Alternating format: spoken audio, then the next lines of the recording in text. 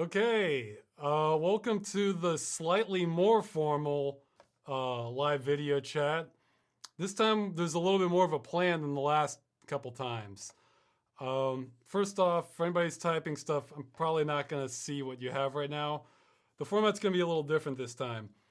A couple weeks ago, I asked people if there were questions they wanted me to answer that they were able to email or write in the forums about, and those were collected. And I don't think I'm going to be answering all of them, but I'll try and get through a good chunk of them. I'll answer one of the questions and then wait a little bit for people to respond, or if I see any comments. And if I don't see anything too obvious, then I'll just move on to the next one, which probably isn't the best idea because of the Twitch delay, but this is slowly evolving to something better, hopefully. I don't know. Okay, so it'll be kind of like last time. First, I'll do announcements, and then, then start answering questions or talk about different topics. So now I don't have to scan the feed for them. I have a list of them, and at the end, if there's any questions you have, I can try and answer a few at the end too. So I guess save any good ones for that. All right, so yeah, announcements. Give me a second, I'll pull that up. Okay, I'm recovering a bit from getting the video crunch between Christmas and my birthday for December. Not going to be much in the way of new videos this month. In fact, I'm not even planning for more than one. I'm not even promising it'll be this month, but basically I've been stealing too much time away from the movie. I want to put a lot of time into the movie this month. So hopefully there'll be one game dungeon, but that's probably going to be about it. I mean, I have a lot of things I wanted to do, but the movie's just going to keep getting pushed down the road if I do that. So I might try this kind of wax on, wax off approach to things, like maybe alternate between months or every few weeks between when I'm working on the movie or the videos. So that's the situation right now. Oh yeah, I have an announcement. Okay, I'm saying this cautiously. One thing I'm going to start taking auditions for if you think you might want to try and be an assistant writer for the movie. Because like the main plot's done, I have lots of good sections. I have someone really good who is trying to help me with it, but I'm not sure how much time he has. Now, I want to warn everybody, this is the most difficult position to get in the movie for writing. If you want to audition for this, I'd like to see a sample of comedic writing sent to my email address, rosswscott@gmail.com, and I'll see what I think. I'm going to be merciless about the writing. So if I don't like what you sent me or just think it's the wrong tone, it's not going to make it. Sorry. I won't be mean about it, but I was thinking I think the PC version of Dark Souls is called Prepare to Die Edition. That's the mentality you should take about trying to be an assistant writer on the movie. Like the way I would look at it is like I've made these really good bricks for the story, but I kind of need some mortar to go in between the bricks.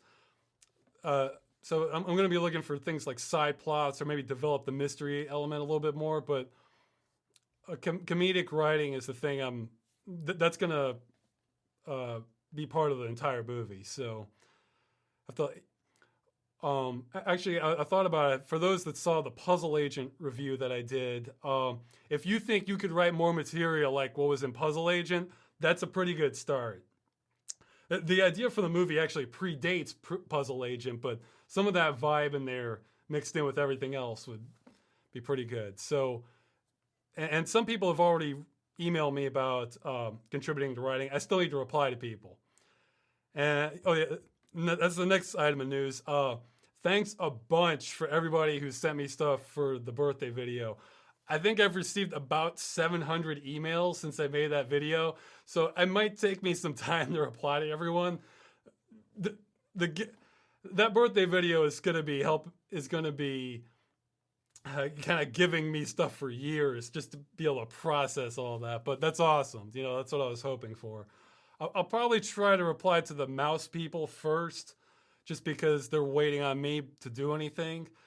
But if you send me a soundtrack or a great MMO story, I might be responding to you maybe a year from now, depending on what you sent, or as few people, not at all. But thanks a bunch, everybody who sent something. It's great. I kind of meant what I said about I might have had a little bit of regrets about doing this, especially having a completely flooded email inbox. But I'm happy to deal with that. Let's see, what other announcements? Let's see. Where's birthday?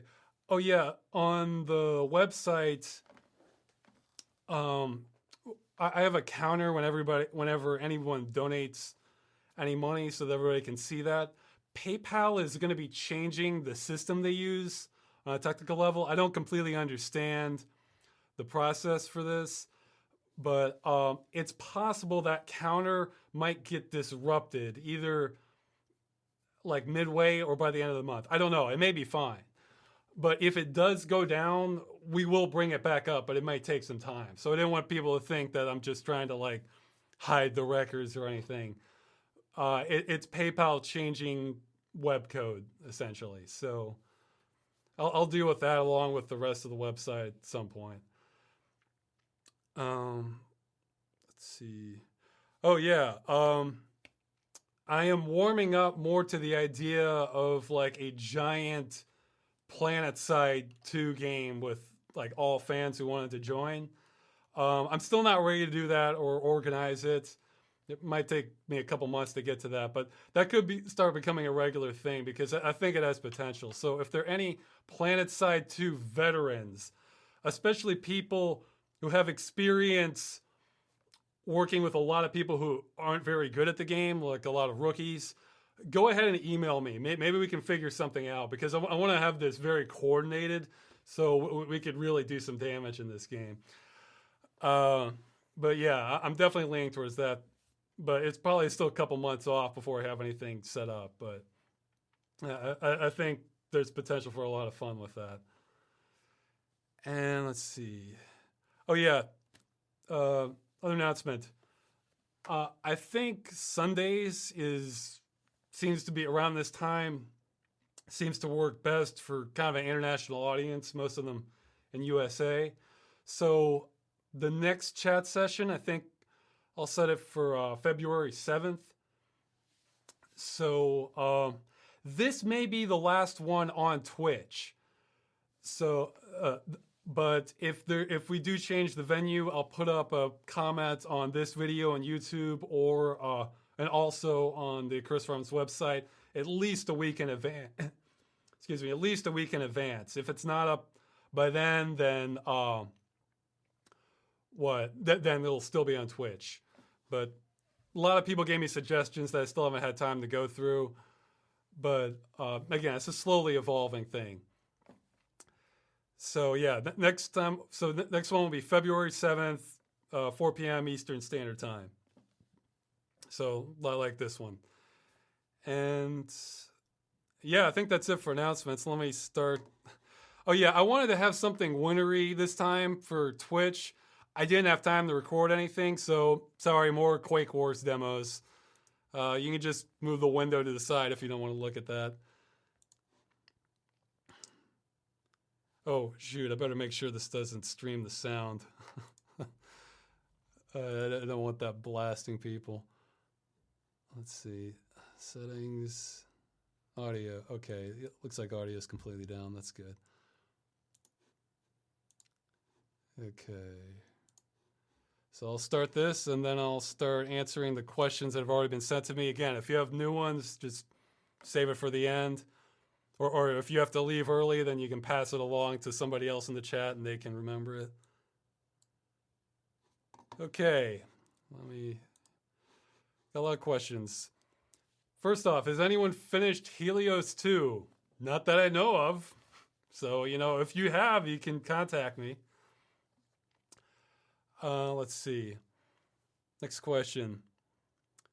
Do you have a opinion on vertical versus horizontal rail shooters? Also, like Star Fox, in light of your episode on 3D-ness of gaming, do you think the emerging 3D tech has the potential to revitalize these genres? I think with virtual reality, I think it's going to blow things open. It's going to be, I mean, it's hard to say because it could end up being a niche thing, but it's going to shake things up, certainly. I think what most is going to happen is you're going to see games that are compatible with both styles, like virtual reality gaming or traditional ones with like a keyboard or a mouse and keyboard or a gamepad, so to try and get the widest market, because I think it really will bring something to the table. For rail shooters, I mean, yeah, it doesn't provide the same experience as like, an epic, 16, 60-hour game, but if it's done right, yeah, why not? It can be a lot of fun. Okay, next question. I know the movie is your dream and a priority. Actually, I should put in the chat, does everything look all right with this? I realize I've been kind of skipping around here, but okay, well, I'm reading the next question. I know the movie is your dream and a priority, but have you ever at some point considered making some sort of game? Same as the movie, and especially with engines being free. I don't have any sort of clear vision for a game. I mean, and someone is saying, yeah, and they're saying it might not be that much more work. I'm not a programmer, so I think what it is, if I had like a just clear, solid vision of what I wanted in a game, then yeah, I might try to do something like that. I mean, a lot of games, like some of my favorite ones, they're not my favorite till I try them, and a lot of games I'm looking forward to sometimes end up not being so great. So I don't have as much confidence with me being able to pick out what a good game would be. Although that said, I will say the movie is inspired by a game mod. And it's something that was rich enough that this is why it grew on me so long. It took so much time to sort of grow on me when I realized, yeah, this would just be a fantastic idea for a movie. So, once the movie's done, I'll reveal what mod that is, and hey, maybe even play some people with it, or somebody will get inspired, make a game based off that, because it was very fun. So, but yeah, I mostly have movie or story ideas, not really games. There's probably better people. It's a lot easier to look at a game and see like what should be changed or what could be better rather than just coming up with it from scratch. So, okay, next question. Oh yeah, this one wasn't one of the official questions, but I saw this on YouTube and I thought this was a great one. Why make the movie in a game engine like Unreal rather than just use a rendering program, like 3D Studio Max?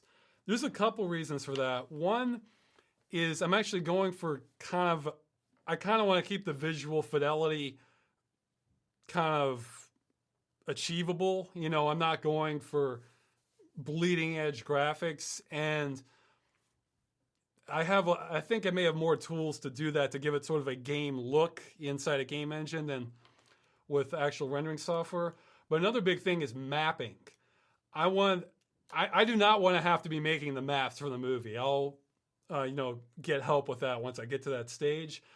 And there's a lot more people experienced mapping in game engines than there are in something like 3D Studio Max or Maya, stuff like that.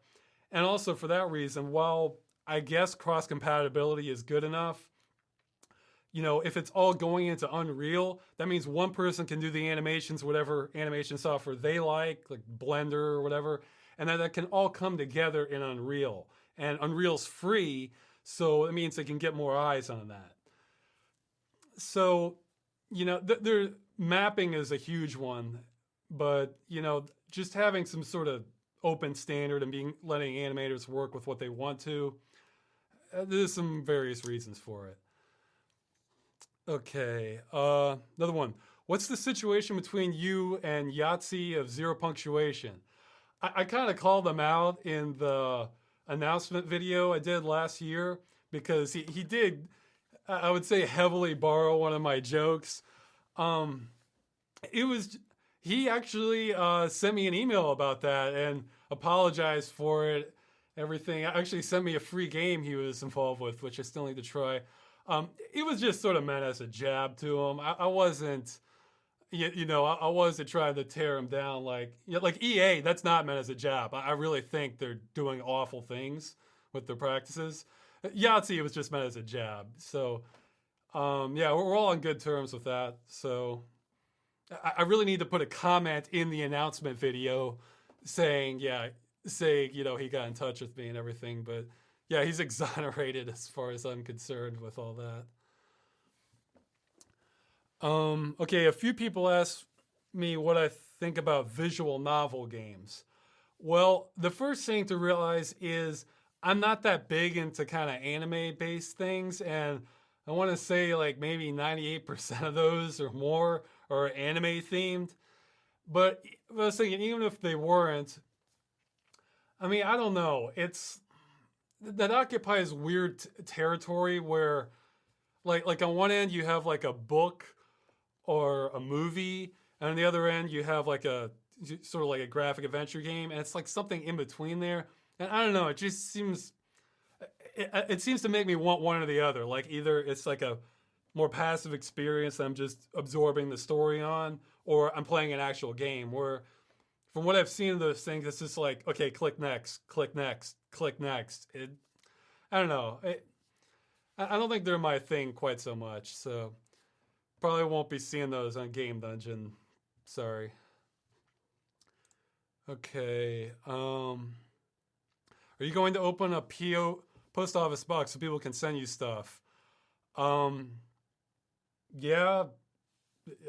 I'll look into it. I haven't had a chance. December was so busy.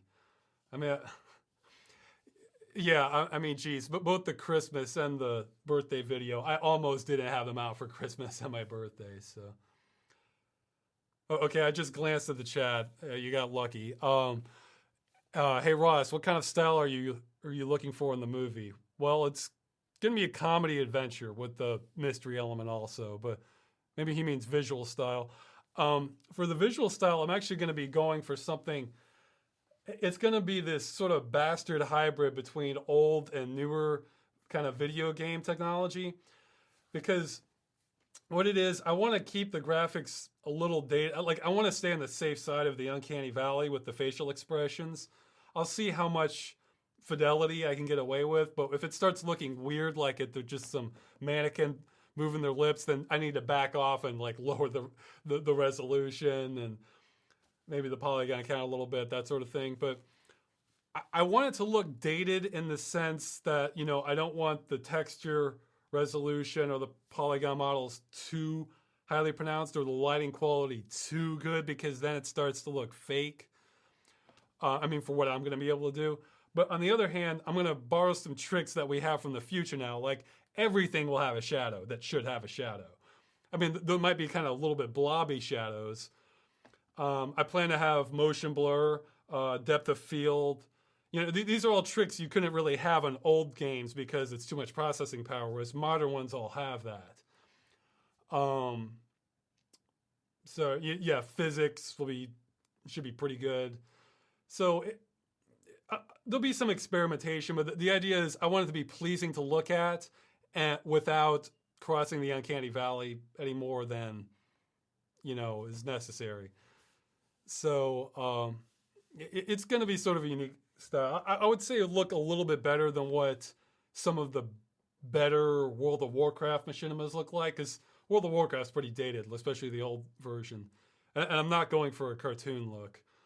So, not that it's cartoon exactly, World of Warcraft, but so that basically answers the question. I have a tendency to just sort of run on if you haven't noticed. Let's see. How long is the movie going to be? I'll have to see. At least an hour and a half, preferably not too much more than 2 hours. I have a lot of stuff I want to cover, so it's a question of how much can I cram in there without it being too spastic and still flowing nicely. It's going to be kind of a challenge to chop it down to everything I want in there. So, but I want it normal movie length without having to cut out too much. Hopefully, so. Have you noticed any Mind series has a great potential to be a mastermind? I think what they, yeah, I think like the Machinima that follows the Freeman's Mind format. I really haven't followed it that much at all. So, ironically, I'm not much of an expert on that. Probably, and I'm not trying to put off any other people that have worked on these, but out of the ones that I've seen, probably my favorite would be Punch Cat for Skyrim. I only saw an episode or two, and the recording quality was pretty rough, but it made me laugh in parts. So, like the character only refers to himself in the third person. I feel like I might have answered this in another chat, but maybe not. Let's see. Okay, moving on. Okay. One of the things person likes about my videos is that my humor is intelligent and you seem well-rounded in many areas. I know you have a criminal justice and psychology background, but you make jokes in many areas. Physics, history, astronomy, etc. What is the Ross guide to being a Renaissance man? What do you read for fun? I don't have an easy answer to this. Yeah, I did get to see this question ahead of time. I thought about the best I can think of is I think I just try to latch when something interests me, like either in history or science or something. I think my brain tends to latch on to the parts I find interesting, and it just tends to just get rid of everything else. I want to say that my level of depth is, in my mind, it feels kind of somewhat of an illusion. So I'm just sort of pulling things out of a hat when I think of them. I mean, I do watch a lot of movies, played a lot of games. For reading, I really don't do as much reading as I should and want to.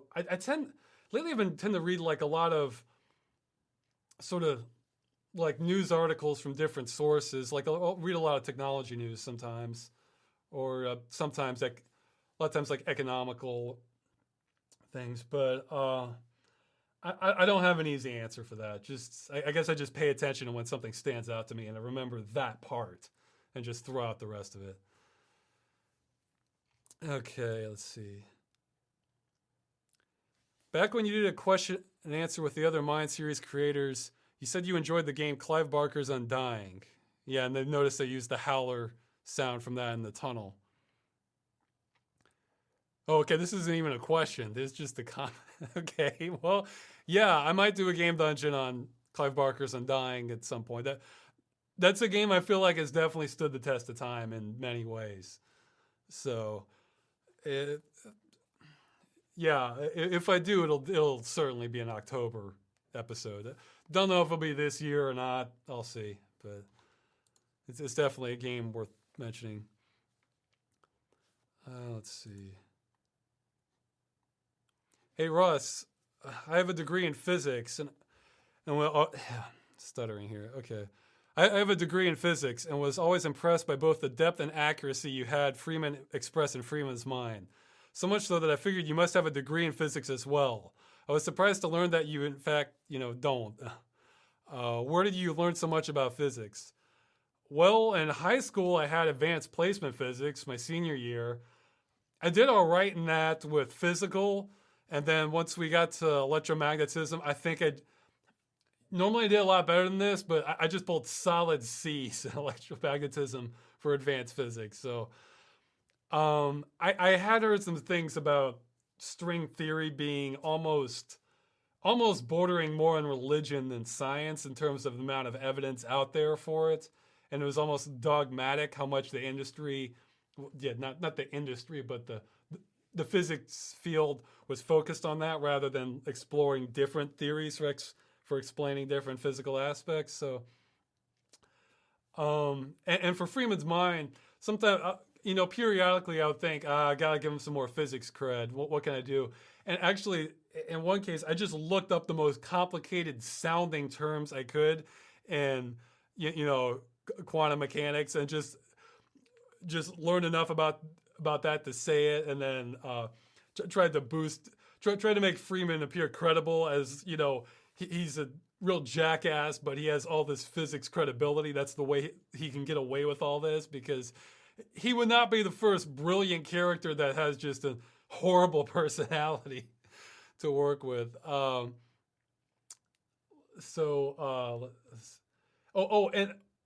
to my credit though, in Freeman's mind, when you look on the board and you see, like, I think it's like the gravitational constant formula, I did know that one. I was thinking, wait a minute, if I know that from high school, then Freeman's level, they should be way above this. Like, I should not be able to recognize me.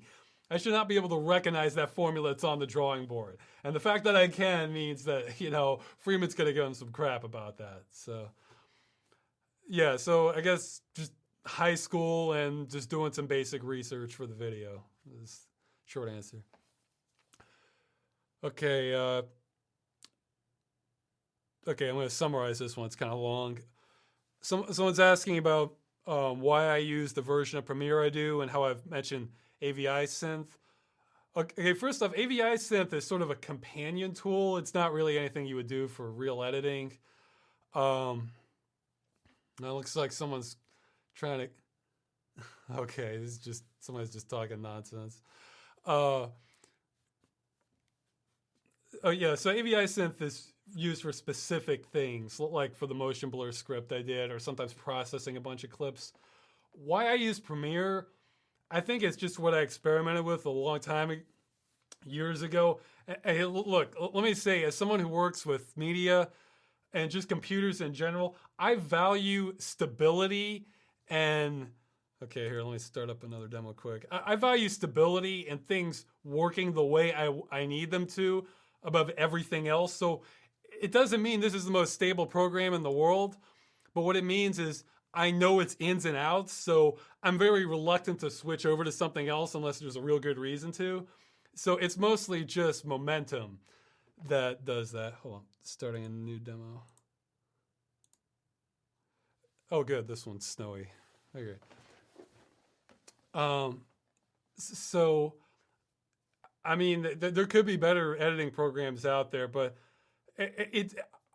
you know, even though I've been doing this many years, it seems like every video, it's like, okay, I don't have time to learn a new program, but let me just get going with this one, and maybe later I'll have time to learn something else. And it just sort of seems to continue with that, like that, until I reach a crisis situation. I have messed with Vegas before. Yeah, actually, if anybody who's familiar with both, I'd be really interested to see like what the pros and cons are for Premiere versus Sony Vegas. Because, you know, I can learn new software, but, you know, if something works, I tend to just stick with it until there's like a real good reason not to. Just because, I mean, that's time I can be spending making a new video rather than learning new software, you know? So, yeah, I use it just out of habit, I guess. And okay, that's why I can't see my mouse cursor. There we go. Let's see. Oh boy, okay, this one's gonna... okay, yeah. All right. This one's gonna take a few minutes to answer. I want to ask you something as a prominent figure in the gaming community. So what do you see as your role in combating the gamer culture which has led to the GamerGate affair, a series of attacks and harassment towards women in the computer game industry? All right, well, the first thing I want to say is I am not an expert, okay? So if I say something that you're like, oh my God, Ross, that's so wrong, then that's why, all right? Based on that question, okay, I found out about GamerGate months after when all this stuff was going down. I want to say like late November last year, so, or 2014. So when I found out about it, it was well underway. I was like, what is this? So what I usually do when I approach a topic that there's like big sides on and I don't know what's happening, I try to see what each side is saying and just sort of deduce who has the sort of better arguments either way. And when I did that with the GamerGate, it was almost like a joke at first. Like every single every single article I found, they're making the GamerGate people sound like they're neo-Nazis or something. And every account from the GamerGate side that I found at the time would have like real specific grievances, and we're trying to talk reasonably. But I thought, okay, you can get misrepresentation. So, and it's just like I didn't find much more beyond that. It just seemed to kind of keep. There'd be like one side was like incredibly one-sided, and the other side that was just everywhere. So, I want to kind of cut this down. My interpretation. Okay, I'll probably piss off everybody with this, so that'll be good. So I'll throw both sides of the bone here. I would say that like the short version is I sort of half support GamerGate.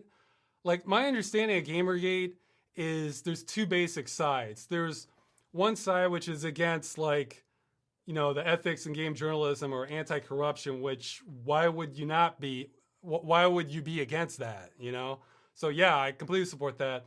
The other side seems to be sort of kind of a reactionary anti-extreme feminism, which I don't really know enough about either side of that to have opinion. So I'm kind of just neutral on that. Like, I mean, I don't really follow the full story of what's happening with that. And it's not something that's like, is a huge concern to me as a gamer.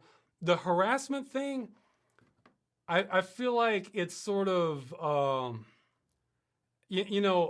there's tens of thousands of people in GamerGate. So there's going to be the extreme edge, which might be doing something like that. And then I think the way to look at it is look at what the center's doing. Look at public GamerGate figures and take take 10 of them and just see what they're kind of saying. Points that everybody agrees on. And that's the center for GamerGate, And for the anti-GamerGate side, I think has done a really poor job of trying to represent itself in a reasonable manner. Like almost every mainstream article I've read about it, it's like they completely ignore evidence, or else they'll pretend like these other aspects don't exist along with their point, or else they'll just be trying to demonize them. So, like the analogy I would make, it's like, every biker loves motorcycles or choppers, but not every biker is, runs meth across state lines. And I feel like they're trying to make the argument that every biker runs meth across state lines. So, okay, so that's the GamerGate side. Like, yeah, I'm for the anti-corruption. I wouldn't even stop at the journalism aspect. I would, I'd hold companies under the fire too, like with EA. But all right, I'm rambling a bit. There's like 2 or 3 more points I want to make, then I'll move on. But for the anti-GamerGate side, there is a horrendous subculture in gaming. That's the key word, subculture. Because gaming's enormous. I will say personally, in first-person shooters, multiplayer, I don't play as many now, but one of the first things I would do, I would just go mute everyone. Because there would be so much trash coming out of it. I just don't want to hear any of it. So I tend to associate that more with the internet at large rather than just, oh no, it's all gamers. But there is just, there's plenty of swine out there. So, that's a legitimate thing if you want to, fight against. But I don't think, just saying that's what GamerGate is, I don't think is that simple. And I have seen GamerGate bring up a couple good points, like the Game Journal Pros list. That seems, that seems like best case scenario. That would be just something that fosters groupthink, which is not something I want in the industry. Actually, my favorite reviews of games are ones that are by hardcore fans of the genre. So if I'm reading about some strategy game, I want someone who cares way more about this than I do. Or sometimes I've seen reviews where they'll have 3 people and they give their opinions on each game. You get a bullet point. So you can see, well, Bob loved this. Chuck hated it, and Neil is sort of lukewarm, stuff like that. So, yeah, I think that's about as much as I wanted to bring up on it. But yeah, that was okay. No, there's one more point that I thought GamerGate did a really good job bringing up. Now, this came through some not so good methods, but the creator of Fez, Full Fish, got hacked, and some other people looked through the data that they released, and it showed that one of the members of the IGF, the International Game Festival, had actually funded Fez, or was an investor. It's something Brandon Boyers, I think, was an investor on that. At the same time, he was a judge, which that's like as big a conflict of interest as you can get. And I haven't seen like any follow up to that specific charge. Like, yeah, that when you invest money in a game that you're also a judge on for a panel, like, I'm sure there's plenty of other stuff like that. To close, I thought of this. I feel like corruption in general in the game industry or wherever should be treated the same way heresy is treated in the Warhammer universe. Like, I'd rather there be too much investigation than not enough. Like, so anyone who's just trying to push aside claims of corruption, no, let's weed out all corruption. Like, okay, maybe we had some false leads. Well, now we know, I mean, especially for the games industry, which, while the stakes aren't so high, there's a real close relationship between developers paying money or publishers paying money to have their games seen versus reviewers. So that's always just been a real fine line. So I'm anti-corruption in general. So, all right, that went on a lot longer than I wanted to. Next question. Oh, and by the way, if you have questions at the end, I don't really want to. I care 10 times more about killing games than just about anything else in GamerGate. So if you have a lot of questions or extra stuff, just put it in the YouTube comments at the end once this goes up. I don't really want to kind of drag this on forever. Killing games, I care about just so much more. I hate seeing games get killed. So to me, that's like a bigger issue, because while everybody's arguing, all right, EA killed another game, like that, well, you can never play again. To me, that's the much bigger issue for me. All right. Why do you seem to have an aversion to mainstream games for Game Dungeon? Is it because you prefer them, or are you concerned with DMCA takedown notices? Well, for a long time now, I haven't been playing like new games. Like, just because I wait 2 years, guess what? I'm paying $5 for the game somebody else paid $60 to play it new. And I guess what it is the more obscure games on Game Dungeon, some of these people haven't heard of it except me. I mean, I was looking into just trying to find more new interesting games long before I even had thoughts of doing Game Dungeon. So it's like, wow, a lot of people don't know about these games. Hey, including game journalists. I'll be talking more about that in Game Dungeon. But so I figure, well, I'd like to kind of show some of this stuff too. For mainstream games, it's they have to be games they have like real strong opinions about for a Game Dungeon, and to be something not every other person is saying. Like, because there might be aspects of a game nobody else is going to talk about, but wow, I sure noticed that part, and I guess the bottom line is I want it to be interesting and not just a repeat of something you're going to see everywhere else. So I'm not against mainstream games, but I kind of want to have something with the show you can't get at every other site, or at least try my best to. All right, let's see. As for DMC takedown notices, not really, especially with donation support. I mean, God, I'm not too worried about the takedown because there are legitimate ways of fighting it, though they can screw you on income if they do it at the right times. But the donations help so much. It's like I almost don't. Yeah, it's like I didn't make any money from the birthday video, and I didn't make any from Still Life Part 2 because if I figured, well, Still Life, I felt that should have like this sort of adult rating on it. Some people disagree. But the birthday video, it's like, yeah, I don't think I should put ads on a video where I'm asking for stuff. So, but I can feel much more comfortable doing that because of the donations. So it takes a lot of the stress of whatever YouTube wants to do off me. Will you be entering the Saxy Awards? No, they missed their chance. Like when I did Stranger in Need, I would have entered that in, but they had a 5-minute limit and I wanted the video to be longer than that, so it didn't make it. And now they missed their chance. I am done animating in the Source engine. I mean, somebody else, I'm not saying another Source Machinima is impossible that I could be doing or directing, but I'm not animating it. So I'd rather just focus on the movie for big enough undertaking to do that. Have you thought about using Amazon's Glacier storage service for archival purposes? I still need to research what the best ones are. I basically need the dirt cheapest one that gives me unlimited storage, but I don't need to access real quickly. Like I remember I did research before, and one of them, like they say it might take a few hours for them to like power on the drive so you can access your data again. That's fine. This would just be like a vault, you know, in case my place caught fire.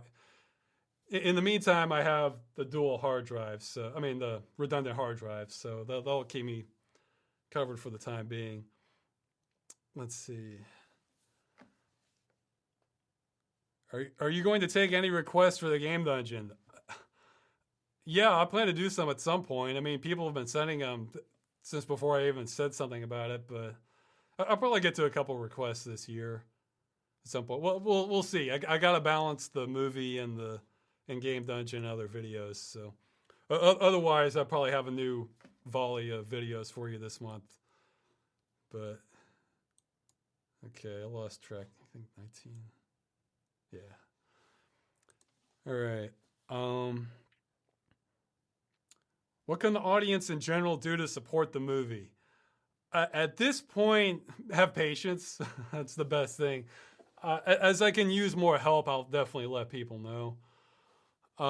Yeah, just having patience. Like, and that could even mean you forget about me and come back in a year and just see what videos I've made. That's fine. You know, I'm real happy for long-term fans. You know, it's rather than try to get everybody just, you know, who's just going to leave as soon as I don't update every week or something like that. Let's see. Okay, I'm going to skip ahead a little bit. Oh, okay. Hey, Ross, I'm struggling with my finances right now. Can you give me some advice on how to manage finances a bit more efficiently? It would be really helpful. Well, in my experience, rent tends to eat up majority of income. So, I mean, not always, there's only so much you can do about that, but you know, you can always if you live on your own, you can look into the possibility of living with a roommate. I live with I've had roommates before. Probably the nuttiest one was someone who would stutter a whole lot, but he did it real. Yeah, it was like this insane combination. First, his stutter was really bad, and also he talked really loudly, and he talked to himself a lot. So I don't really feel like doing an impersonation of that right now, but put that all together in your mind, and it was kind of nutty, but he paid half the rent at the time. Other things you can do, let's say, one, if you're really pressed for money, eradicate your entertainment budget. Like, do free-to-play games or abandonware. Watch YouTube videos or movies you can get maybe from a library or something, or borrow from a friend, that sort of thing. I mean, just kill it. I mean, like you can still get entertainment, you know, but just that's one way to save money. For food, I mean, you know, a lot of people say ramen, but that's not going to help you in the long term as far as malnutrition. I mean, there's a reason I eat so many beans. This one, they're cheap, and two, I don't really like having to cook so much. Um, if you can learn to enjoy cooking, you can eat very economically because with fresh produce doesn't cost that much at all, or things like canned tuna tend to be real cheap. If you don't like cooking, try your best to figure out what you can eat. I mean, there's little things like be militant about turning off lights or any electronic device you're not using. Like when you run water, like if you need to brush your teeth, wash your hands, turn it on, get it wet, and then turn off the water while you're brushing your teeth, and then rinse at the end. That way you're not running the whole time. Try to take more either shorter showers or more economical baths, that sort of thing. I mean, just look at every single place you're spending money and just try to cut it down. Yeah, there's many different things. Yeah, there'll be. Yeah, you guys can unload on the questions once you're done. I mean, once I'm done, I'm almost through. I'm almost through the big ones. Probably like 10 more minutes here. Okay. So yeah, that's a beginner's guide to just sort of living more economically. Oh yeah, that's the other thing. It's not realistic for a lot of people, but if you can try to not have a car because. Actually, I got this one from my dad said this because car eats up your money in two ways. One, there's the expenses, there's gas, repairs, insurance, all that stuff. That's a big expense right there. Two, it makes it easier to spend money because if you have to walk, bike, or take the bus someplace, you really start thinking, well, gee, do I really need to buy that? I don't know. It's like I don't have to go all the way out there. But if you have a car, it's more of an issue. But again, that's not realistic in all places. You might need a car for your job or school or something like that. Or just to get groceries. But yeah, if you can, try not to have a car. That's a big expense. All right. Does the movie have a title yet? It absolutely. I think I mentioned this in another video. It absolutely has a title, but I don't want to reveal it because that reveals kind of too far off what the movie's about, and I might want to just grab a domain name for it, so it's just easier for me to keep it secret. It's a good title. It's catchy. So, let's see. Could you go a little more in depth of making a video with footage similar to Game Dungeon? Is there a free program or guide I can use to edit clips together and add my voice? This is probably research you can do on your own for free programs. I think there's some pretty decent basic free video editors out there now, because I know I saw an article on it a few years ago, but I forgot the names of all of them. Just do some research. You can do a whole lot with free now.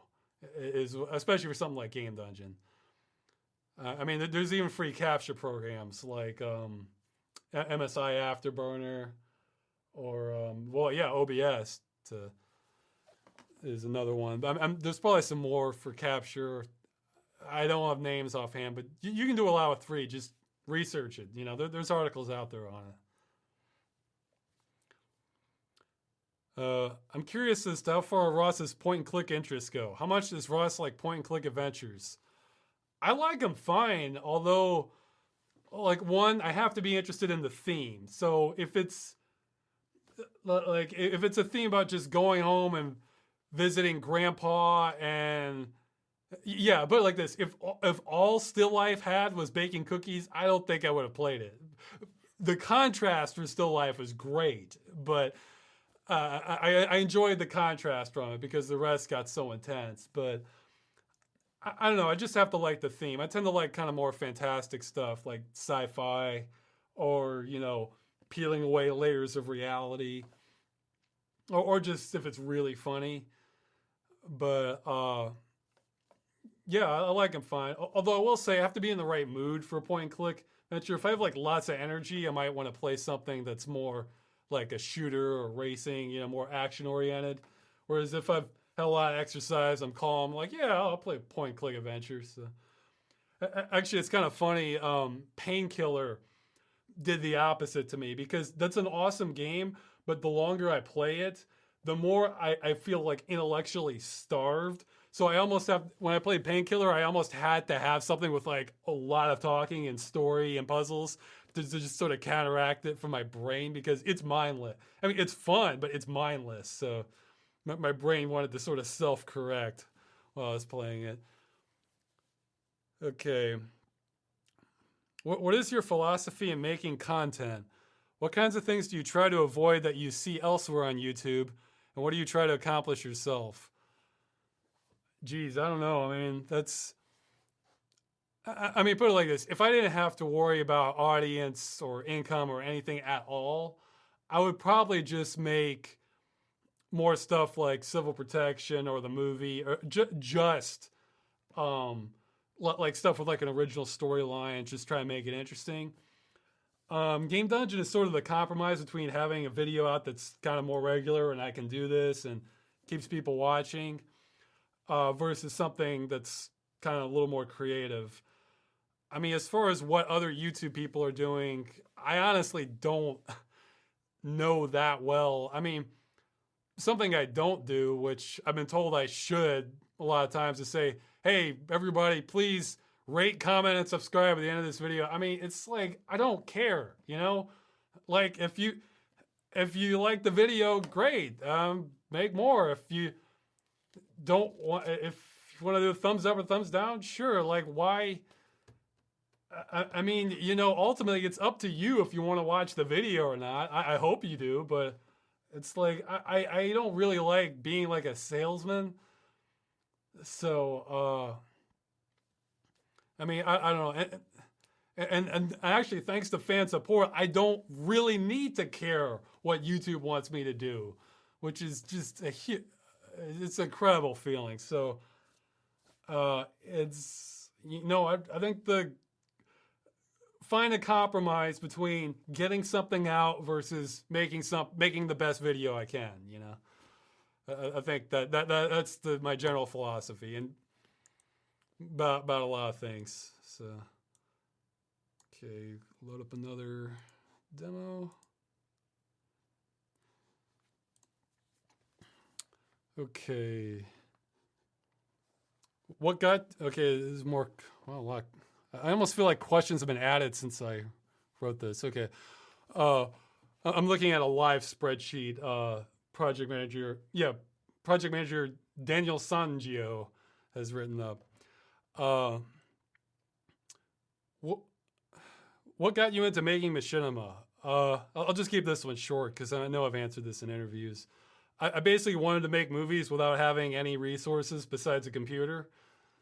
It's that simple, and that now I kind of see the advantages of it over traditional filmmaking. I mean, there's pros and cons, but I mean, the bottom line is I like to make just how can you make a good video, whatever the format is. All right. Can you recommend me any machinima to watch? I'm a noob in the territory. Okay, this is such an easy one. Go to gorillagong.com. And you might want to start with the featured section, or just click on the genre buttons at the front page. That's actually going to get an overhaul. The other guy who's running it, since I've sort of not retired exactly, but I've sort of stepped down as like the lead from it. I'm still loosely involved, but just I don't have time to throw at it the way I used to. Gorilla Gong, I will say it as a challenge if you want. It is the best archive of good machinima out there. Like, I don't think you're going to find any other site with that much good machinima on there. I mean, it's a gold mine if you're into machinima. Okay, next question. What is your opinion of the Linux and open source community, and would you like to see gaming happen for real on those platforms instead of mostly Windows? This one's probably going to get a Ross Rants on it. So,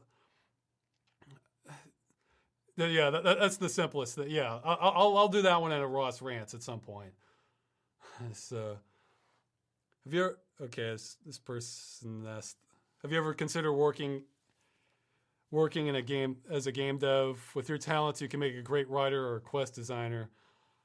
I mean, maybe. I'm pretty busy with my own projects is the thing, but sometimes mod makers come at me, and I'll give them help with like voice acting and stuff. Because I feel like when you're making a mod, that is so much work that, you know, I kind of have a little more respect for somebody like throwing time at that than just a simple, like, quick cameo at something else. But it's just time. Yeah, you know, I really, if I had a clone of myself, I could do a lot more, you know. What was your opinion on the newest Star Wars movie, if you have seen it? No spoilers, please. I actually have seen it. Like, normally I would wait for just DVD or Blu-ray to come out, but my girlfriend really wanted to go see it for New Year's, so I had to go see it. I guess my attitude on it feels like an expansion pack of a movie. And by that, I mean, it, like, you know, with expansions, an average expansion, you know, it's not bad, but you kind of expect more of the same. And that's kind of what they give you. It doesn't have this, I don't know. It was competent. It still kind of felt like something was missing for me. I mean, it's better than the prequel. Look, I went in assuming it would be better than the prequels, and it was. Now, I mean, my favorite's Empire Strikes Back, then Star Wars, then Return of the Jedi. And I was thinking, well, would it be better than Return of the Jedi? Because I thought, well, maybe. As a whole, I'd say, for me personally, I'd say maybe no, because it just kind of felt less cohesive. But it definitely hits some high notes with it. I will say visually, I think it's the best one. Like, I love all the environments they have. Yeah, here's a bit of a spoiler. Like, you know how, like, in the Star Wars trilogy, you know, there's like different environments for each one. In this one, it's like they tried to get all of them. So, yeah, I mean, I didn't feel robbed watching it, but maybe I'm just too picky with it. I don't know. I was never like super Star Wars fan, but, you know, I enjoyed the originals. And I played a lot of the original Jedi Knight, but that had more to do with it being a multiplayer game, just a fun game at the time it came out when I was playing it. So yeah, I don't know. Oh, okay, I do want to give one spoiler though. This is within the first 5 minutes. This is sort of indicative of my other issues with it. First 5 minutes, spoiler. Okay, actor Max von Sydow is in this. And they give him like 2 lines and kill him off. For those that don't know, Max von Sydow is a heavyweight actor. He could really bring something to this movie if he wanted to. And they just treat him as a disposable guy. It's like, why? You know? But yeah, okay, another spoiler. These aren't big spoilers. Okay, you're going to enjoy this movie. With what I'm telling you, no Ewoks, so that's I consider that a plus. So I weighed that against Return of the Jedi, and no Ewok equivalents for the length that they use the Ewoks in Return of the Jedi. So and okay, last spoiler that won't really ruin the experience for you is the bad guy in this. At first I thought he had the potential to even outdo Darth Vader. He was that good. And then something happens, which I won't say, and then that changed my mind. That's all I'll say. All right. Last question. And then I'll start taking ones from the audience here, or new ones from the audience. Oh, okay. He's asking if I'll do any celebratory Star Wars themed game dungeons. Or Ross rants. No, not really. I mean, that's the smart thing to do, but I get enough time pressure just trying to make holidays for Game Dungeon and the rest anyway. I don't like just having one thing I have to get done in time, another thing I have to get done in time. It just whittles me down. I will say though, and I am planning to probably do the Deus Ex trilogy prior to the new game coming out, because that's sort of something I wanted to talk about for Game Dungeon anyway. because that's an example of a game where I have some things to say on it that I think in some areas other people haven't talked about. So I think that's set for August now, so I'll probably try and do that the month prior, something like that.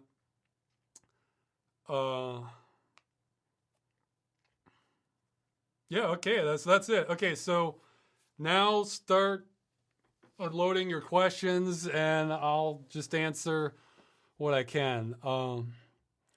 So yeah, I haven't looked at what you wrote prior to this. Sorry about that.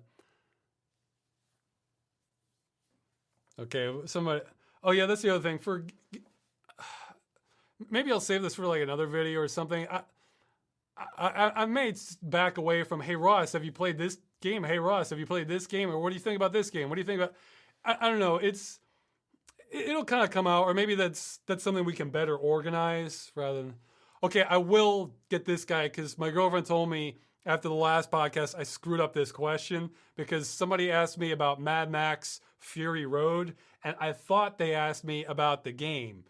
So yeah, what I thought of Mad Max Fury Road. I thought it was better and worse than Road Warrior, but as a whole, I kind of like Road Warrior better. I think, again, it's more cohesive. So, I mean, again, it's like some parts were just awesome. Other parts, it's just like, what are we doing now? I mean, I don't know. Yeah, it's sort of like Star Wars in that regard. It's like too many what are we doing now moments. I feel confident I will not have that problem in my movie. There's going to be a real clear plot and keeping the attention there. I mean, the plot was clear for the new Mad Max, but it just, I don't know. Cohesion's a tricky thing to kind of put your finger on. Okay, let me pull up another game demo, then I'll do the, let's see, have I done this one? No, okay. Okay, looking at more questions. Oh yeah, one person want to know where I got the Puzzle Agent Daryl t-shirt. I guess I'll have to mention this in a follow-up too, but I made that. I looked for Puzzle Agent shirts, and at the time, excuse me, at the time I couldn't find them, so I just extracted the graphic from the game. I found like Cafe Press or someplace that'll print out t-shirts. I just put it up there. I mean, I guess that's taking money away from Graham Annabelle, which, I mean, I would feel bad, except I have bought multiple copies of Puzzle Agent for friends to give as gifts. So, and I tend to be real cheap on gaming. So I kind of made it up for him that way. But yeah, I love that shot picture of Daryl because he just has this, disapproving look. And it's just so perfect. Okay. Let's see. One's a game. We have a Game Dungeon request. Have you heard of this? Have you heard of Panzer's trilogy? No. Well, I've heard of the Panzer's games. Haven't played them. Ross, comparing your most recent works to 5 years ago, what aspects of content creation have you improved the most at? Jeez. I guess basic technical stuff, but I don't know. I think I'm slowly getting better at just cutting out the crap, I guess, in the videos. Because look, there are weaknesses to every video I make, except the Halo video I did for April Fools. That one's about perfect. I wouldn't change anything. Just make a higher resolution or something. So I try. That's actually something that's an advantage that the movie is going to take so long to come out, is I have learned kind of weak spots in my writing or delivery as they come out, and I still do need to get better with it. That's one of the reasons I'm considering an assistant writer. I mean, yeah, with the assistant writer, you basically need to be better at writing than I am for certain parts, because I can see the movie won't be as strong if I have to do everything. I mean, I can do all the writing if I have to, but, like the bricks and mortar analogy, it'd be like if I had mud. instead of actual cement, you know. So, yeah, writing. I don't know. I've you tell me, you know, what I'm better or worse at, or what I need to get better at. Writing is something I feel like, you know, you kind of I always need to be aware of it, you know. Because if you don't have good writing, what do you have? All right. Hey Ross, if your sleep schedule is totally screwed up and you have school tomorrow, what would you do? It depends what you're doing tomorrow. I mean, if you have, geez, the high school is when I just broke all nor, normalcy for sleep, just getting work done. I mean, how important are those classes? I mean, if it's really important test tomorrow, you know, you might want to just stay up and study it and just crash real hard the next evening. But if it's not that hard, I mean, God, I ran into so many situations in high school. It's like, well, I have like I'm done with my homework. I have 4 hours before class. I can either sleep or maybe I should just play Quake and stay up. And I don't know. Like, just the best answer is try to always be doing something worthwhile. So that either means good entertainment, sleep, or school. That's what you do, and just decide for yourself. Sometimes, if you really need sleep and you can only get 2 hours, it's worse than if you never got it at all. It's like being excavated out of a grave. I mean, so gotta decide yourself. Somebody's asking about Torchlight. I played the first one. Really nice music. It was maybe a little too basic for me, and I'm not crazy about the cartoonish art style, even though I know a lot of people like that. Ross, 2D or 3D animation? Well, I love how 3D looks. I sure I'm not going to animate anything in 2D, but I still hope to have some 2D animated videos later on. I need to catch up on emails so badly. Ross, do you like Nine Inch Nails? Sure. Ross, what is your retirement plan? Still trying to figure that out. I mean, I actually, on another topic, I actually think I got to figure out something because, in my opinion, by the time like I would be able to retire, I think the dollar over that span of time is going to lose a lot of value. In fact, like even the dollar now, if you put your money in a savings account, you're going to lose money because the amount of money you get back from the interest from that is less than the rate of inflation. So yeah, if there are any economic gurus that want to give some advice, you know what to do, I'm willing to listen. Also, you can think I'm a fool or crazy if you want, but I am convinced peak oil is coming in my lifetime before retirement age. All right, so figuring out how to plan for that would be good. I feel like betting on oil becoming more valuable over time, I mean, over a long period of time, is a sure win. And maybe related things like food production or, you know, like, or general household goods, you know, like washing detergent or dental floss, that sort of thing. Because even in any, that's another thing. Like, you know how we had the 2008 financial crash? I think we're going to have something like that bigger. Maybe save that for another chat or something. But we've got, I think we have big things coming. I'm trying to figure out how to handle that. But on the other hand, maybe one of my fans runs some freaking homestead that I can help out on a farm or something. So, yeah, sorry. You know, I don't know. I'm still figuring out retirement. But let's see. Okay. Oh, and and I find stocks completely daunting. I haven't done anything with stocks because it's like learning Greek for me. Okay, Ross, will we ever get to meet your girlfriend? Well, that's up to her. You know, I really been, she probably doesn't want me saying this, I've really been encouraging her to do Twitch because unlike me, I think she's a natural for Twitch. She plays Guild Wars 2 a whole bunch, and I hear her reactions all the time. Like when she's doing contests, having things. I think she'd be extremely entertaining to watch. But it's up to her. She can be kind of shy about that. Plus, it's the internet, so there can be any kind of psycho out there. But let's see.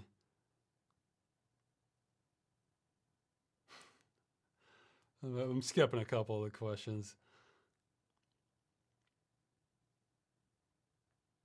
Hey Ross, do you have any advice about working? You seem to have a good work ethic, and I was wondering how you get things done or motivate yourself.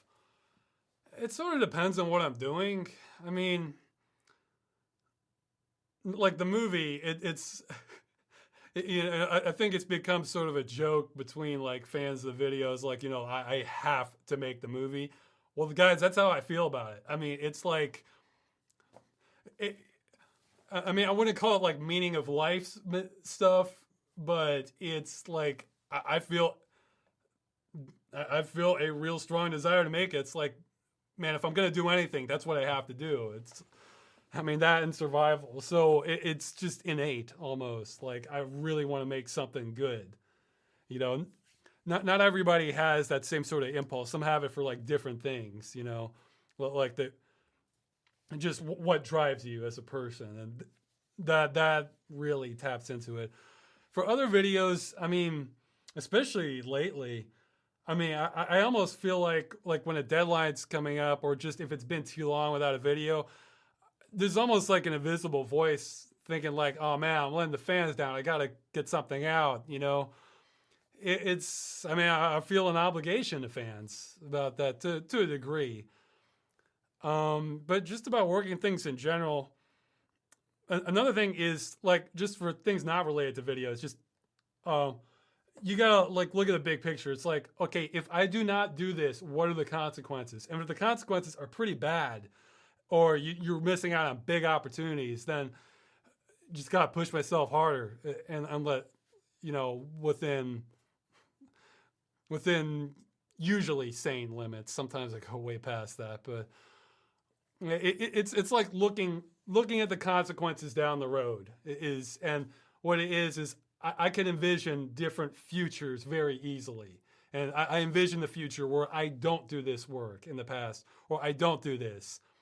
And sometimes I look at it, sometimes I'm totally wrong and I didn't need to do that much work, but other times I'm right. I mean, do you think I would ever live it down if I had been late with Freeman's Mind finishing that after promising to do it that year? I think fans would have forgiven me about it, but it would have haunted me. So just, look at the consequences down the line and treat it like you need to do it now. That's how I look at important work. Okay. Russ, have you ever used the Microsoft Mouse Optical? I don't remember which one that is. Yeah, that was like the old one they had in like a million computer labs. Yeah, it's a mouse. I'm glad we don't have wheel mice anymore. Some things I like are old. Other things I'm really glad we got rid of. Yeah. Okay. Ross, what is the situation in the online store? Do you need help, or you want to restarting it anytime? I am going to be restarting it. What I need to do is just get through all my email and just better manage things. That's going to be the other focus besides the movie this month, is just trying to get caught up. Okay. So somebody's asking about what chat program I'm going to use for the next Twitch. I don't know. I'll try and have an announcement like a week, at least a week prior. Okay.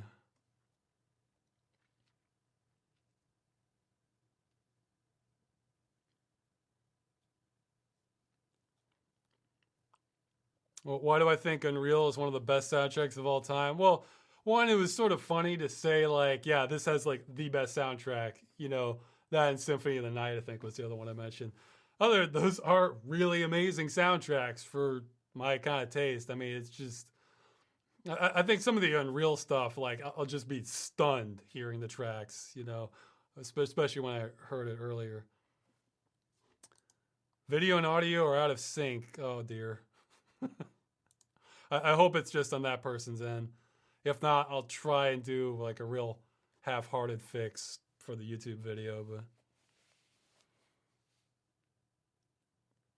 Ross, what's your PC setup? Same as it was in the Make Freeman's Mind HD video, except now I got a faster CPU as a Christmas present.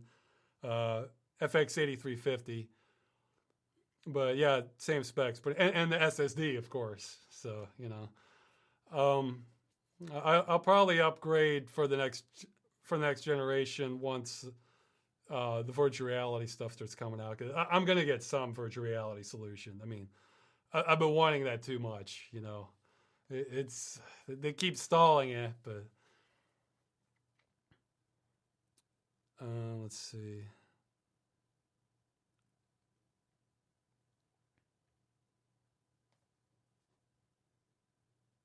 Sorry, I'm taking time to read the questions here. Hey, when I make a forum post on the next video, go ahead and reply to the questions you want in that, you know. That's how you get it in the next video.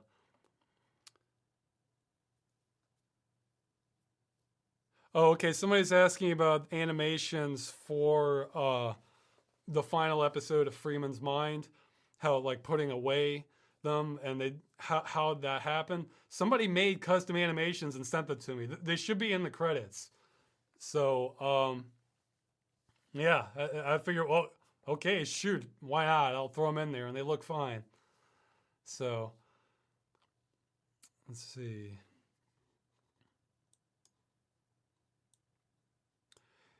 If cybernetic augmentation was a thing, would you go for it if you could afford it? If so, what would you augment? I don't know. I mean, I might be, you know, every generation has things they're not so sure about, like the younger generation. I think I'd be kind of scared of something that like hooked up to my neural network. I mean, my spinal column and brain, just because if something goes wrong. So I don't know. I think I'd be kind of. I think I might chicken out on cybernetic implementations. But I mean, if I had to pick one, I think like probably the most useful one in normal reality would be that I think in the new day sex, that social skill one where you can like read what the person's like if they're lying or what they're likely to react to. That it seems like that'd be pretty useful. But let's see.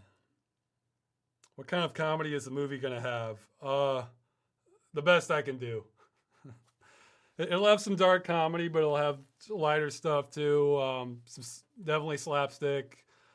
But I mean, it's not gonna get like super goofy, but it's gonna be funny from start to finish. So, what's your opinion on the winter sale RG Lambda logo find? Oh, that's some. Yeah, I think they're doing some alternate reality. Yeah, alternate reality game. I don't know. I'm sure the internet will tell me what they're doing later. Ross, making a rant about prank culture would be great. Somebody has opinion on that. I don't know much about the culture though. I admit, guys, I've seen some prank videos I liked. You want a good prank video? Watch guy pretends to steal gas from drivers. I enjoyed that prank video. Okay, like that. I think I even watched a reaction on that one because I mean he pushes boundaries. And I also like one prank. It's like zombie with an axe prank where this guy just goes around the park at night pretending to kill like this mannequin in front of people and then chasing after them. It just scares the daylights out of people. I don't know if they're really really good. I have respect for pranks. Just small ones. I don't know. It's like people who do stuff that I wouldn't do. That then sometimes I get impressed. But let's see. Yeah, I'm reading through all the comments. See, the other, before I had the questions right in front of me. Now and then now I have to read through all the other comments and stuff, and I'm probably behind. Why don't I just, I'll try to wrap this up in like 10 or 15 minutes, and then like take the last questions and close it out. And then maybe we'll have a better system next time, or not.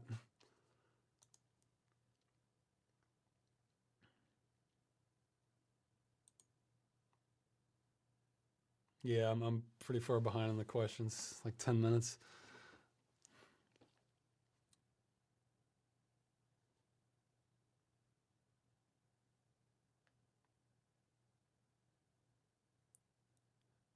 Let's see.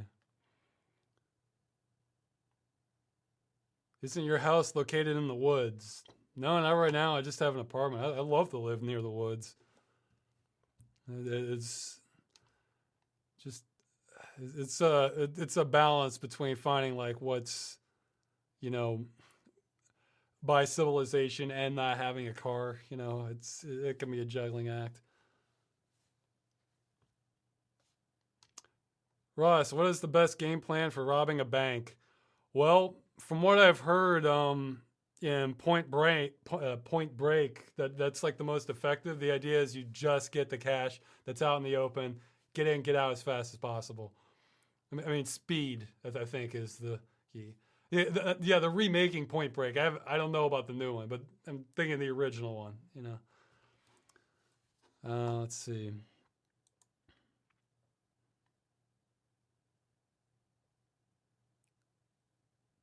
Ross, what game would you say that influenced your life the most? I don't know, man. I mean, different ones in different ways. I don't think I have a single one. Sorry. It's just because, I mean, there'll be some where I'm thinking like, oh, the writing's really good for that, or for that situation, but that doesn't really apply to real life. And there'll be others like, oh, wow, I wish I could do that in real life, or just others. Oh, okay, yeah. Here's the very sad answer. Unreal Tournament 2004. Just because I dumped so many hours into it, I'm kind of ashamed of it. But it was a way to kill time. But yeah, that had the most direct influence. But that's not. I played that far beyond what I would want to play of any other game.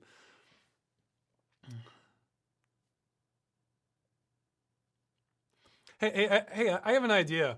Like in the future, I'll repeat this.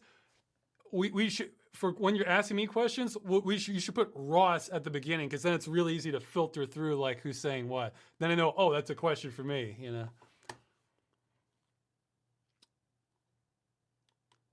Ross, what are your most favorite books that you recommend to your friends? I'm very far behind on my reading.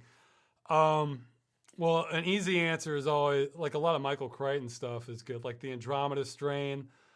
There's one like Sphere is pretty cool. Let's see what is.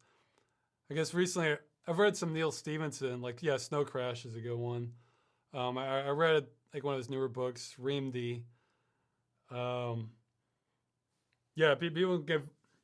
Yeah, if people want to give me book recommendations, I like stuff that you really where like the characters are really going into like unknown territory, like especially sci-fi stuff, where you know you don't know what's out there, or the so if there's any like really good sci-fi with that sort of theme, I'm trying to think of some examples, but yeah, I don't know. I'm drawing a blank on some books. It's like you can't do everything, so I tend to just read while I eat. And lately I've been just reading a lot more kind of like world event articles, that sort of thing. But I do like good fiction. I can find it. Okay, question I answered. Okay, I'm caught up as far as like the Twitch thing. Again, I skipped over a lot of Ross. What do you think? Tell you what, if I skipped over Ross, what do you think of this one? That means one of three things. Either I don't even know it, two, I don't have a strong opinion on it, or I'm saving it for a game dungeon. So you can assume if I skipped, or I guess I didn't see it, which because it's kind of chaotic. So I probably don't have a strong opinion on it. Ross, do you have any suggestions for someone who is young but doesn't know what they want to do for a living? Yeah, try to find some useful life skill so that if you still don't know what you're doing for a living, well, you can always do this. Um, I mean, well, I've worked at many different jobs, but I mean, as far as a skill, right now, like, say everything collapsed, I could, within 2 weeks, I bet I could be up to speed to be able to like repair computer systems again. I think I have a lot of experience doing that. I mean, just cook. If you like cooking, hey, that's a useful skill. Um, or just mechanical stuff. I mean, I would say practical things, or just I don't know. I mean, everything's digital now. Website development. I guess things that just the demand does not go away. So you could look at these things like, well, this isn't my career. This doesn't have to be my career, but hey, if I'm ever in a tight spot or I still don't know what I want to do, I can work this job while I'm figuring out what I really want to do. So, I mean, just try to find some skill here's this. I feel incredibly lucky doing what I do, but I think if I hadn't had this kind of opportunity, I think the thing to keep in mind would be try and find a job that you don't hate. Because there are jobs you're just like, okay, it's a job. If you can look compared to a lot of jobs, that's really good to have. If this is a job that you think is just okay for you, that's huge. Because you don't want a job where you just every single day you wake up, you're just dreading it so much, but you have to go in like that. So make a list of jobs that you could live with doing this. Like if I had to do things like I might I could see myself if I had to retrain doing something like electrician work or electrician assistant because I like wiring kind of hands-on stuff. Man, I did some of that. I had some courses in that in high school, but I didn't really pursue it beyond that. But just figure out, just figure out some backups that you can live with if you don't know what you're doing. Russ, how did you survive high school? Man, it really depends on what kind of high school you're talking about. Because I mean, some high schools there is not much of a difference between it and a prison environment. Same thing works there. You try to stick with groups, but that doesn't work for every class because they're gonna split you up. One of the hardest things you can deal with in high school is bullies, I would think. And again, this won't work for everybody. But one thing I discovered in high school is the bullies aren't necessarily the smartest people. And for me personally, they could not tell the difference between me acting crazy or someone who's actually crazy. So if you act crazy, try and sell it, they might leave you alone. Not like prison crazy, oh, I'm the toughest person around, because you're gonna get in a fight with people tougher than you. You're gonna lose, or they're gonna get revenge on you somehow. You don't want to go down that route, But at the same time, you kind of want to find ways to discourage them from messing with you.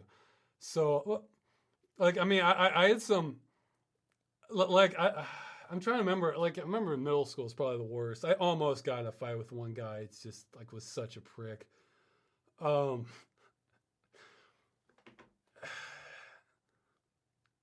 I remember, for guys who are, a lot bigger than me trying to mess with me.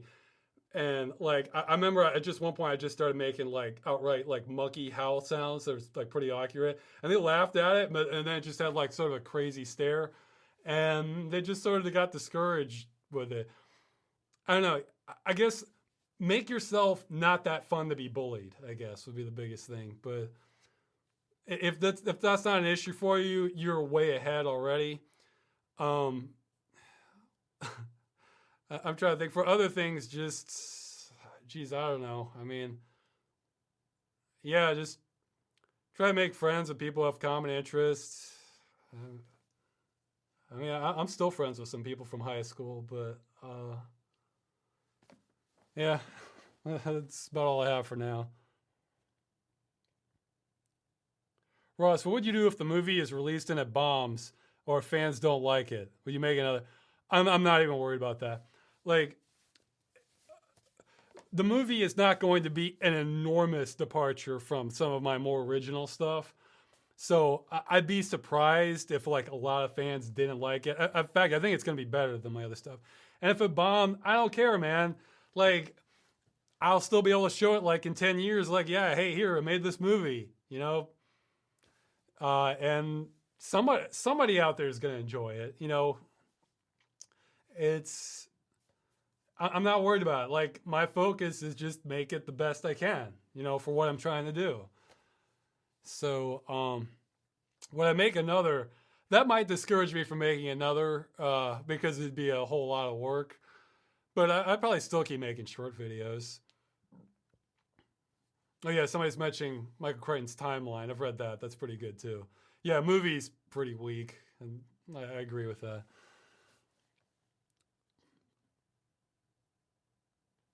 Russ, did you ever have a deadbeat phase or have a deadbeat roommate? I don't think I've ever been a deadbeat at any point. I mean, I've procrastinated on things, but you know, it's like pressure building. You know, it's like, okay, I don't do something today. I'm thinking mostly in the past. These past few months, it's just been like nonstop. But like in the past, I'm like, okay, I don't do something today. I don't do something the next day. I don't do something the next day. It's starting to weigh in on my mind. Like, I really should be doing something. You know, deadbeat roommate. I can live with deadbeat roommates because I'd rather have a deadbeat roommate than a roommate actively causing problems that I'm clashing with. So, Russ, do you like Stanley Kubrick movies? Yeah, some of them. I love Doctor Strangelove, and The Shining might be my favorite horror movie, or easily towards the top. I don't know what I thought about Eyes Wide Shut. That wasn't really my thing as much. Clockwork Orange is good, but not my kind of movie so much. But okay, so I know I've answered one of these in the interviews.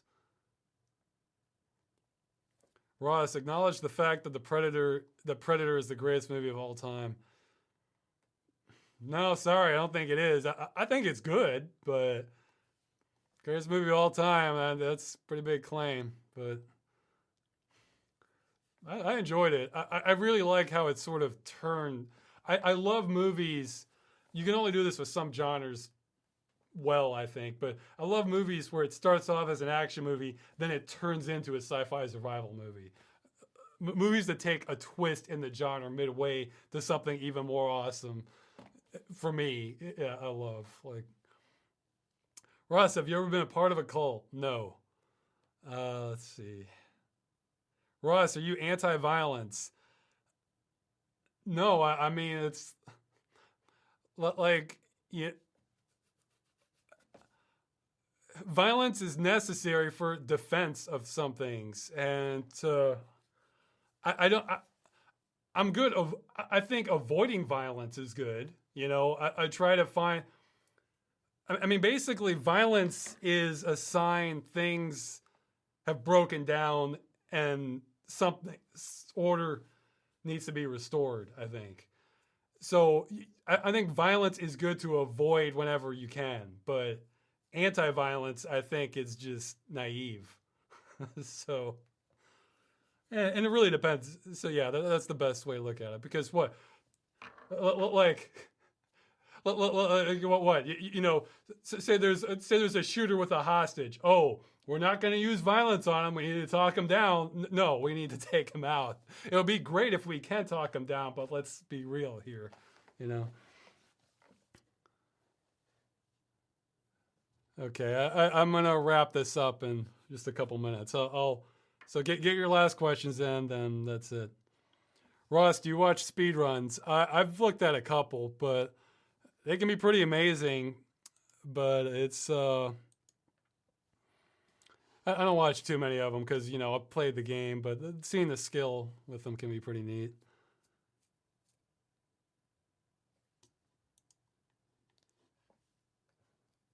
Russ, have you read Brave New World? Yes, I have, and I've seen the movie with Leonard Nimoy. They're they're they're different, but I think they're both good. Russ, have you created a cult? Not intentionally, but wow, after that birthday response, it's something. Russ, how do you feel about the terrorist threat thing? Not the actual terrorist part, like them. Do you think Europe and the others will win? Okay, my views probably differ on this, but I feel like we have so many impending problems coming at us globally. I think terrorism is lower. I mean, I'm not saying it's not a problem. It's kind of always been a problem to some degree since we've had globalization, but well, longer than that. But I think there's bigger problems out there. Is my focus. I mean, I guess the thing: do terrorists affect billions of people? Like, I'm interested in problems that affect billions of people. So, in terms of like what we should put our priorities on. So, let's see.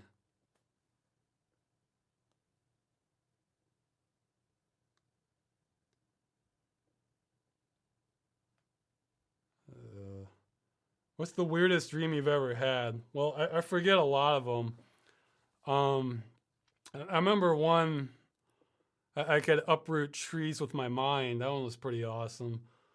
Um, Geez, so some of these get so weird, like with this character morphing into something else while reality kind of swirls around. My dreams get really weird, guys.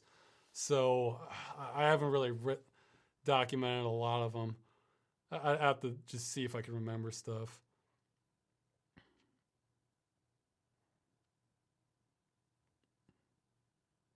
Russ, you're going to end the stream right now. Well, sounds like it's winding down. Uh, Russ, what is the thought process behind the tunnel? I wanted to make a scary Silver Protection episode. Russ, what are your thoughts of the Half-Life in 20 minutes speed run? Well, they're using raw exploits there. I mean, there's speed runs that are, I guess, there's speed runs that are from skill and exploits, and then there's speed runs where you basically figured out how to skip the game. So, and the 20-minute one definitely falls in that category.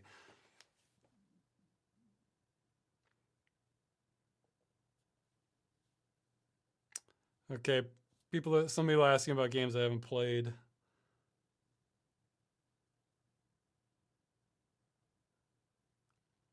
What is your favorite conspiracy theory or paranormal subject? Well, I mean, let's see. I guess I don't know, moon landing is a pretty fun one. I guess to me that was just, there's so much evidence on that. I mean, for the moon landing, the best explanation I've heard, we could have faked the moon landing, but it would have taken so much work, resources, and effort that we may as well have gone to the moon. you know.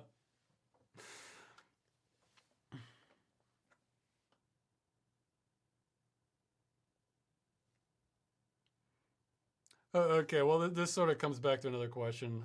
Okay, I'm gonna add. Okay, tell you what, we'll 4 more questions, then we'll cut it off, and I'll pick them. Okay, Ross, I keep juggling different creative projects and can't get anything done. Ideas for different projects keep popping in my mind. How do you focus your productivity? How do you choose one project and avoid getting bored of it? Boy, that's almost like the beginning of Civil Protection, man. Like the first episode, I was weeks in. I was just like, man, I shouldn't have done this, but I'm so far in, I have to finish it. My advice is, if you're having problems with this, pick one that you think you can achieve in a sane amount of time and just stick with it. So if you think you're going to do another one, well, too bad. You're locked into this one. Stick with it. Again, for one with a sane amount of time. Because yeah, you might regret not starting on this other project, but hey, you've accomplished this one now, and that's going to be a huge morale boost. So, just pick one that you can do and stick with it, and then maybe work your way up to more ambitious stuff.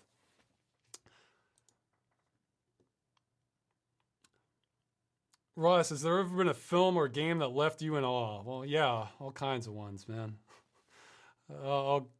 Okay, I'll skip. Okay, we'll give that question a freebie. Let's see.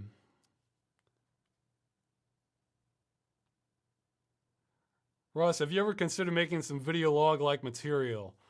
I mean, that's kind of what this is. I guess what it is everything takes time, so I do want to keep in touch with fans. So I figured that this doesn't take too much time. This takes just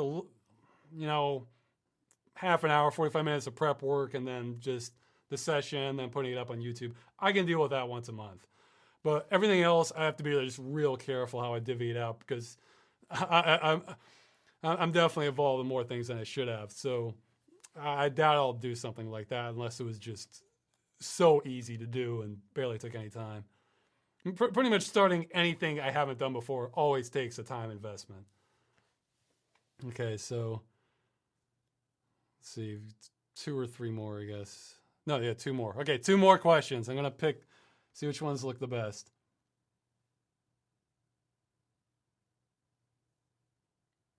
Okay, on this terrorism thing, I will talk about terrorism when I cover Deus Ex, all right, and Game Dungeon.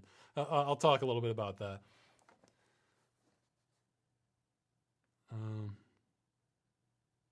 Ross, what are your plans for this month? Watch the beginning of the video. Okay, so I guess that wasn't a very good question. Ross, will you ever become an arrogant rock star type? I really doubt it, and if I'm drifting that way, you guys can smack me back in line, all right? I don't want to be that person. I mean, geez, again, I'm incredibly lucky to be able to just work on videos I want to make rather than just having to do more security guard work or kitchen work or just some other awful work on the phone, some other awful job. And that would not happen without fan support. Actually, I was watching an interview with Mark Hamill on Star Citizen, and it seems like he's not that bad a role model. He seems to have a similar approach where he really acknowledges like fan support has made his whole career. So it really seems to appreciate them. So from what I've seen of him in interviews, I hope to be kind of more like Mark Hamill as I go by. Assuming I even have enough success to support me, that maintains, I don't take much of anything this for granted.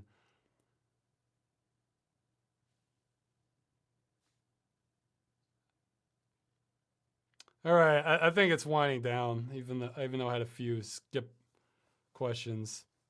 Oh, okay, well, no, this is one last good question. Would you mind if people did the same thing you did with the Puzzle Agent t-shirt with Accursed Farms? I do want to get the store back up at some point, so if you don't want to wait, you can go ahead. I hope to have a high resolution of the logo later, but you can't sell them. Make them for you, all right? I do hope to get that up, but I realize I'm taking a long time to get around to that, so I don't blame you if you do it. So if you want to make your own, yeah, I'm not going to stop you. So don't worry about that. Okay, I think that's it. I'm going to go ahead and stop the recording. I'll try and get this up in a little while. All right, so yeah, next one's February 7th, and may or may not be on Twitch. We'll see. Hopefully this gets better and better with the format. All right, good talking to you guys.